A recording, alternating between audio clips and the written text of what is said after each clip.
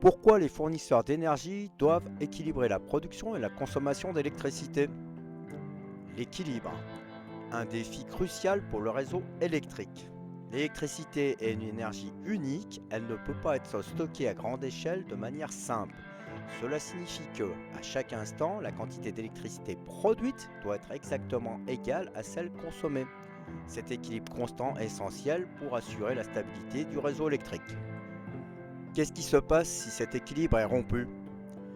En cas de surproduction, si trop d'électricité est produite par rapport à la consommation, ça peut entraîner une surcharge du réseau.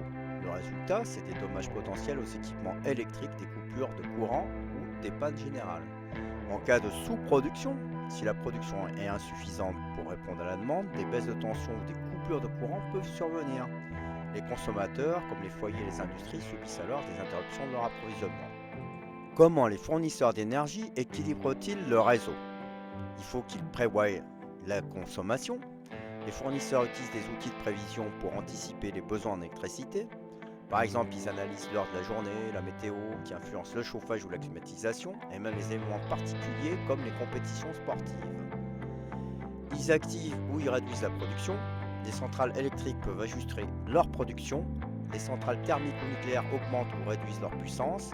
Les énergies renouvelables comme l'éolien ou le solaire sont plus difficiles à contrôler car elles dépendent des conditions climatiques. Les fournisseurs d'énergie gèrent la demande. Les fournisseurs encouragent parfois les consommateurs à adapter leur consommation, par exemple en décalant certains usages à des heures où la demande est faible. C'est la raison des tarifs avec les heures creuses qui sont moins chers à certaines heures où la consommation est moins élevée car les entreprises ne consomment pas toutes de l'énergie 24 heures sur 24. Échanger avec d'autres pays. En Europe, par exemple, les réseaux électriques sont interconnectés. Si un pays produit trop ou pas assez d'électricité, il peut apporter ou exporter cette énergie pour équilibrer son réseau. Les outils pour garantir l'équilibre. Il y a les centrales de réserve. Certaines centrales sont en veille et prêtes à démarrer rapidement en cas de besoin. Il y a aussi les batteries géantes. De plus en plus, des batteries à grande échelle sont utilisées pour stocker temporairement l'électricité et la libérer quand c'est nécessaire.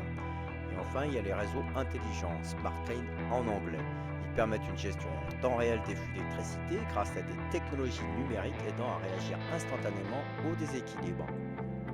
Pourquoi c'est un enjeu crucial aujourd'hui? Avec la transition énergétique, la production d'électricité devient plus dépendante des énergies renouvelables comme le soleil ou l'éolien. Ces sources sont moins prévisibles et augmentent la complexité de l'équilibrage. De plus, la consommation augmente avec l'électrification des transports et des usages domestiques. En conclusion, l'équilibre est une mission invisible mais vitale. L'équilibrage production-consommation est un défi permanent pour les fournisseurs d'énergie. C'est grâce à leur travail et à l'innovation dans le secteur que nous pouvons allumer nos lumières ou charger nos appareils sans interruption. En comprendre les mécanismes permet de mieux apprécier les enjeux du réseau électrique tout en encourageant des pratiques de consommation plus responsables. Merci d'avoir suivi cette vidéo. Si vous avez aimé, n'hésitez pas à liker et à vous abonner pour en savoir plus sur les technologies qui façonnent notre avenir.